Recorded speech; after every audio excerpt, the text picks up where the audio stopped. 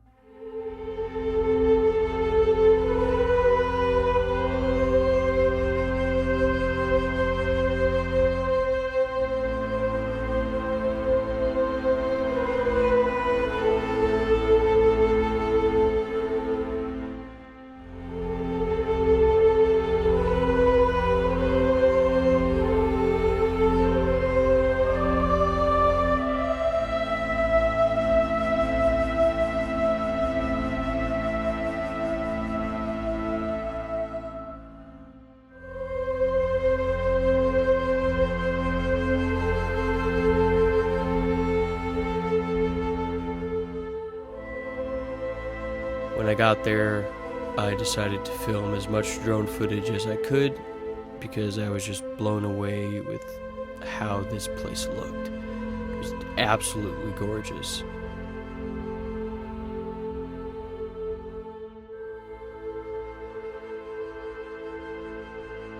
So, a lot of people started showing up, and I didn't want to continue shooting more drone footage because I didn't want people in the shots, and I kind of just, me being selfish in a way, I kind of just wanted it to be the building. So I decided not to bring any of my other cameras out to film B-roll outside. I just wanted to do the drone footage, and then I figured when I came back later, I would be filming all night anyways, so I'd get enough footage.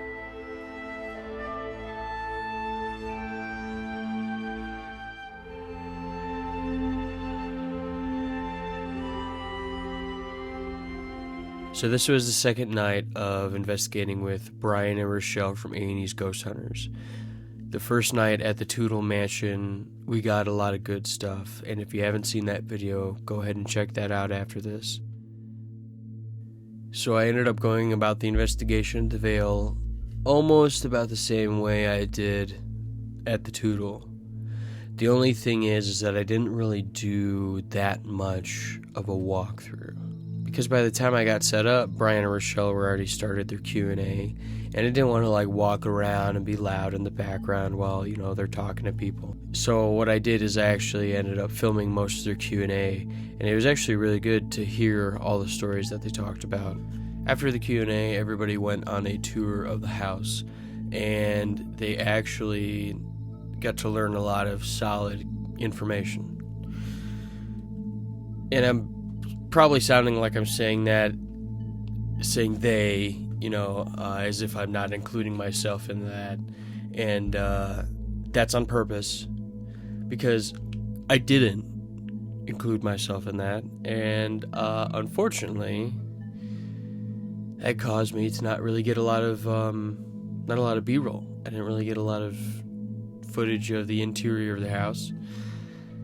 And I missed out on key historical elements, pieces of the story that goes with this house. And I think the most crucial thing that I missed until we were about to start the investigation was that this was going to be the second to last investigation to ever be held at the Vaile Mansion. So I was pretty disappointed in myself because I really wanted to film more of this mansion, especially on the inside. I also don't want to reveal any of the building's history until things begin to come up in the investigation, because I want you guys to experience it how I did, as it happens. So we're just going to hop right into the investigation because a lot of stuff happened and I'm not going to waste any more of your time. Here we go. So to start off, they separated the groups into 3 separate groups because it's a bigger group of 20. What they're going to want to do is split it down to 6, 6, and then 8. So we went upstairs with the first group and we all sat down and introduced ourselves to the house and to the spirits of the house. And from there, we started an EVP session. Now, not even 2 minutes in, this woman claims to see a shadow person peering over the railing that's right behind her. Why, are you seeing something? You're seeing a shadow? Are they peeking around? If you are upstairs, You can see it. You can see it.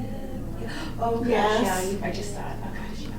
if you're upstairs up there Chills. and you want to come down with us, we'll be more than happy. Like I was saying, beautiful home. We enjoy being here. This is your chance to tell us about this house, your mansion. And you can, No, you can really see. Yeah. No. Yep. They're up on the steps. If you feel more comfortable being up on the steps, that's okay, but we want you to come down here so you can talk to us. Talk about unnerving. I'm sitting there filming them looking through an LCD screen. So if I physically turn my head around to look in the direction of where they're seeing this thing, I can't see anything because I'm blinded basically. So even when I turn it around, clearly I'm not capturing anything here, but they're seeing it in the top right corner there. And they're at a better angle than me, so at one point I end up switching angles to try and see more. And I remember Brian stood at the stairs and tried to communicate with whatever was there. And that was about all that happened with the shadow figure in the first group. But it definitely wasn't the last thing to happen with this group. Last time we were here, you really, really liked that string of lights down at the end of the room. Whoa. Hi. Hello. That's the light. Someone was flipping switches downstairs. Now I knew that wasn't paranormal because I heard a switch flip downstairs, on and off. And obviously I realized that someone did it on accident. But it did set off the rope light as she was talking about it. Yet this is actually pretty explainable because those trip lights are activated from EMF. And someone flicking a switch that runs an electric current through the floor would cause those to go off. But the weirdest thing to me, which I had to watch this back again, was the bottom right corner of the video. Take a look at this. So as you can see, there's a weird light anomaly that comes into the frame. Now, usually when I'm looking to debunk these things, I'm looking for camera motion, I'm looking for motion in the frame itself, whether it's a person holding something reflective, someone's glasses, a reflective surface, anything that was moving. And in this, I don't see anything that matches that movement. But the weird thing to me is the pause. Now, that to me shows intelligence. That to me shows this thing wanted to stop by, see what we were doing, and then go off on its way. And soon after that, the music box went off. And it went off behind this woman. That might have been me. And as you can tell in the video, she puts her hand up and lays the camera down, and then it goes off. Now, she did the proper thing, and she tried to debunk it, but you can't debunk that. She does it again, and it doesn't go off again. Now, before they were actually switched out, it did go off again, and once again, we were unable to debunk that, but it was a very strange thing. Okay, I'm coming down. Give you a hard time. did it go off again over there? So when we had the second group in there was a very weird moment. Earlier, we thought that we were speaking to Harvey, and that we thought Harvey was on the stairs. Harvey, are you still here? If you are, can you peek over the railing again and let us know? Or turn on that light?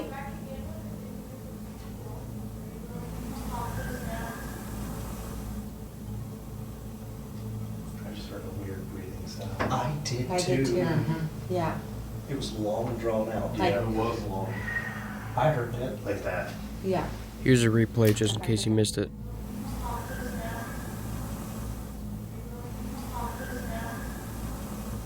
Thought I heard a from in there. Come in there. Sophia, are you in there?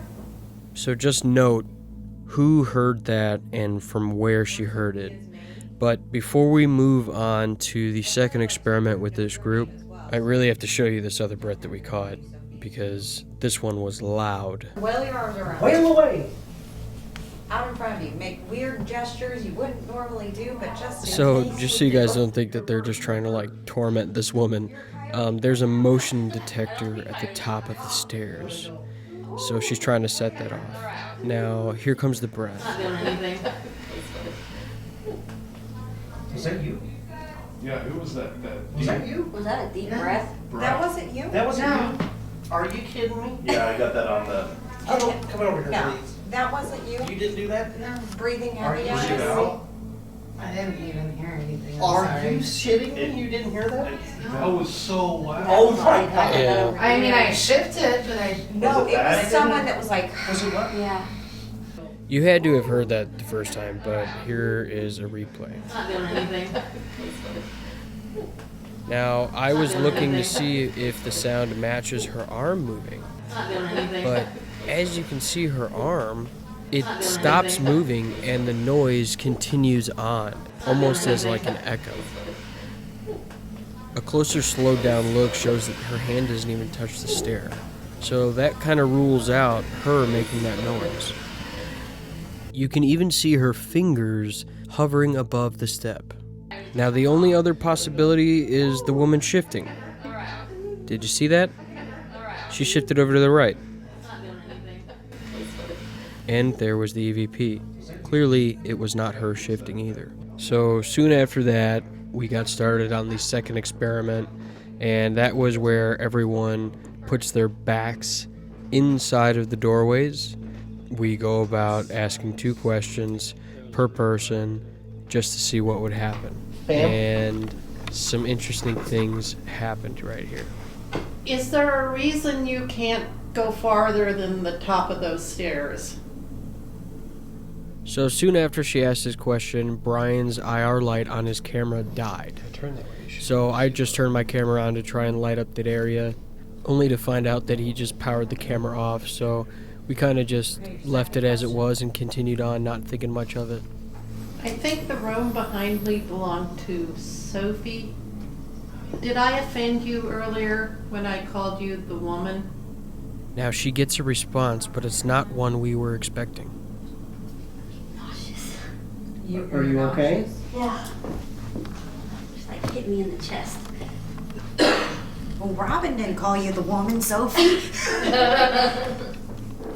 Do you need to go downstairs? There's a chair right here. So to me, this is where the history that I researched after going here actually came into play. Now, Sophia Vaile was the wife of Harvey Vaile. Harvey Vaile is the man who built this home. His wife, Sophia Vaile, was diagnosed with stomach cancer. Soon after her diagnosis, Sophia Vaile unfortunately passed away from a morphine overdose. Now, a lot of people speculate that it was a potential suicide, mainly because of the political and legal turmoil that Harvey was currently in at the time of her passing. Now, I'm not saying that Sophia or whatever energy is there is making her feel sick like Sophia did, but this is a good time to mention that when you are on investigations like this, you are risking your energy, you are risking your physical well-being at times because you have no idea how these energies could affect you. So we're seeing that here with Robin, and it is really unfortunate because you never want to see anyone feel sick or uncomfortable on an investigation. Hit it, Robin. Hit your 2 questions if you're okay with that. Okay. Yeah. Okay, thank you. Did they treat you poorly when you were here?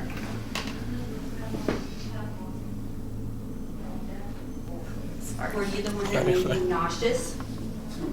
Now I'm sweating. Do you need to go downstairs? Someone I think downstairs I say- do. Yeah.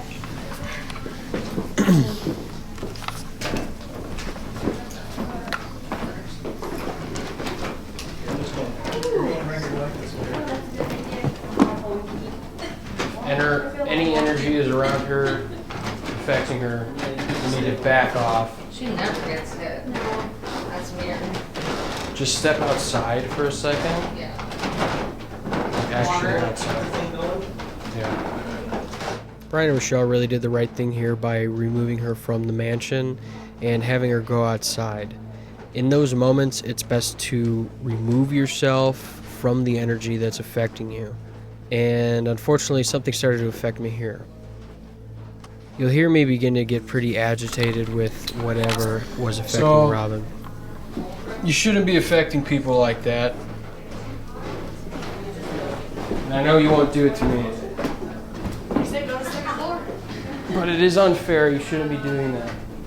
I started to feel some anger build up inside me, and I was about to release it by asking some stern questions in that doorway. Luckily, the other group decided to switch out right at that moment. But did you see what flew at me literally seconds before I started to get upset? Pay attention to the middle section of the frame. Did you see that? Now some people will spot the shadow on the top left, but that was more than likely my finger going across the infrared light. Yet, I have no explanation for the light anomaly. And almost right off the bat with Group 3, they were already seeing shadow figures and hearing loud breathing. What do you see in that room, James? Yeah, I swear I saw a shadow behind this door here, and I swear I heard like heavy breathing or something in there. So after this investigation, I really found myself pondering why we kept hearing all these loud breaths, as well as seeing shadow figures. And this might really be a point where history comes into play again. Just over 10 years after the passing of Sophia Vaile, Harvey himself passed away inside the home. After the death of the Vailes, the mansion was sold and was turned into an inn. Soon after that, it was turned into a private asylum and sanatorium. And after that, a nursing home.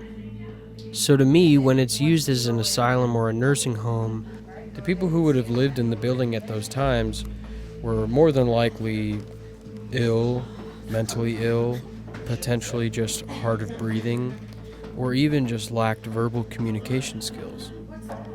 So at this time, Richel and Brian wanted to start the other experiment with the third group, where everyone has their backs in the doorways. And then this thing comes in.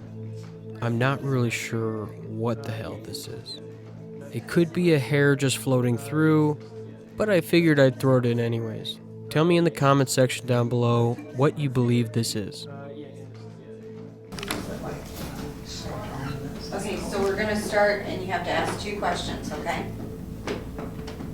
Sound good? Yep. So think of your questions. Is there a volunteer or do you want to be voluntold? I like to be voluntold. Voluntold? James, start them off, bud. Alright, I thought I saw a shadow in this room. I thought I put it Why don't you start again? Yeah, I thought I saw a shadow in this room. Was that you behind the door?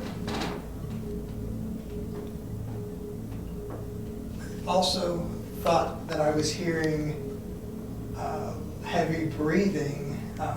Was that you in this room as well? That's the 3rd time the heavy breathing's happened, by the way. Yes. So during the experiment, once again, heavy breathing was heard, and Brian went in to try and debunk what potentially was making the noise. We found the vent, but it was not loud enough to recreate the sound that was heard. So after the experiment, we took a quick break, and then when we came back, Brian and Richel asked for the 4 bravest of the attendees, and what they wanted to do was solo runs. Each of the 4 people would have their own solo run in a section of the basement specifically picked out by Brian and Richel. Now they were sat down, blindfolded, and handed a recorder. We all left the basement and left them alone for 15 minutes each. So the first woman who sat down said that she didn't really experience very much, but she did think that she heard some shuffling in the room to her right. The next run was pretty quiet. I'm just gonna go ahead and throw the footage in here though because, come on, that looks pretty cool. It seemed like things started to pick up once Monique sat down. Now, she's positioned one room away from where Ida, the first woman who went, was hearing all the shuffling noises to her right. I feel like there's somebody circling around. Now, how she said that, I feel like there's somebody circling around. All right, we're here. How was it? That was interesting. I got this eerie feeling, and then I kept feeling someone circling around. Really? Yes, and then I believe I got touched on my leg because I was like, what is that? It's like, but it was just really creepy and just something like right in my face circling around. Wow. So when we came down here for our group session, they had the dome sitting there, and that was what we got right in that doorway. It went from spot to spot on all 4 corners of the dome, and then swept around the front. Like okay, that's kind of like what it felt like. It started like somebody was coming behind me because I just got this eerie feeling, and I'm like, oh shit. But no, I wasn't afraid at all. Okay. And then I just talked. It was cool. Yeah. Maybe we got some responses. I mean, Well, and then I almost felt like there was, even though I was blindfolded, like some type of light. not this red light. No. Okay. Flashing like a white light. You know, I've seen that. When blindfolded. Yes. I've seen that. And I could not see anything, and it's just like this white light that just shot across. Wow. That's my chair in there, huh? Uh-huh. I think there's Alright. already a chair there. Yeah, there's already a chair there. Hey, Brian, there's already a chair. Okay. Look at that, right in the thick of it. Right the spot you were gonna put me, huh? Yeah, exactly. All right. That's why I said it's not. I assumed that was what I was doing. Oh, that's near the Christmas tree room. In the Christmas tree. We're all laughing because this is literally the worst spot to be. Earlier in the day, I learned that apparently there is a figure or being or something that lurks within the Christmas trees that are now behind James's back. Yeah. Not to mention that's literally the exact spot everyone kept hearing shuffling noises coming from. So I didn't really come across any EVPs in the audio that I had from any of these sessions here, but this is a weird light anomaly here. Now, it's still there if you're looking down on the bottom right, and then it's going to swoop back up and exit the frame to the left. So I don't really know what that is. My first instinct says it's dust, but I don't know. Tell me in the comments down below what you believe this could be.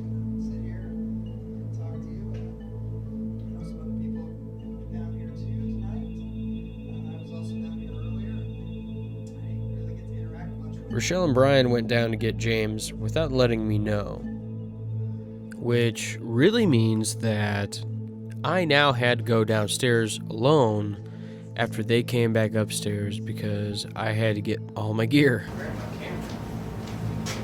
Audio. I didn't know that they were coming down here without me. Thank you for communicating, if you did. And thank you for just being you. I cut this, by the way. I cut the mic. Putting it in my back pocket.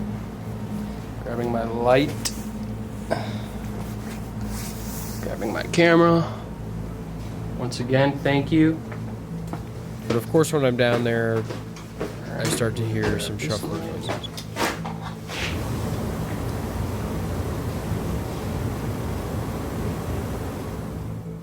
There's shuffling back there. I got the chills, like fucking crazy.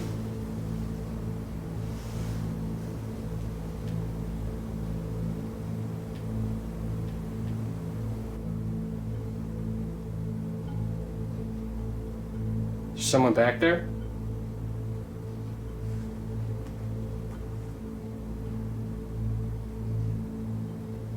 Is there anyone back there?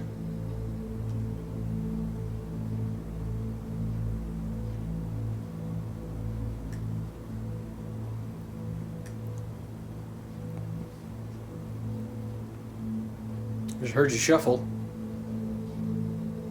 Sorry, I'm blinding you with a light. Alrighty. I'll leave you to your business.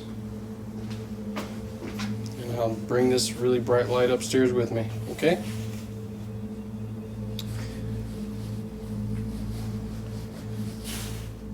Boo! Just kidding. Thank you. But really, that's what I was expecting in that moment.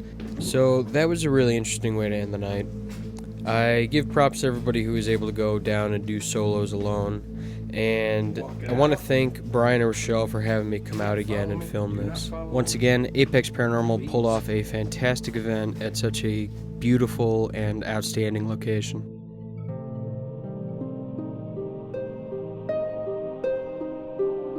And it was upon my departure of this magnificent building that I really realized the sombering fact that I will not be able to return to this location to investigate any time in the near future. But what I can do is share our experience with you. So with that, thank you so much for watching. I'll see you on the next one.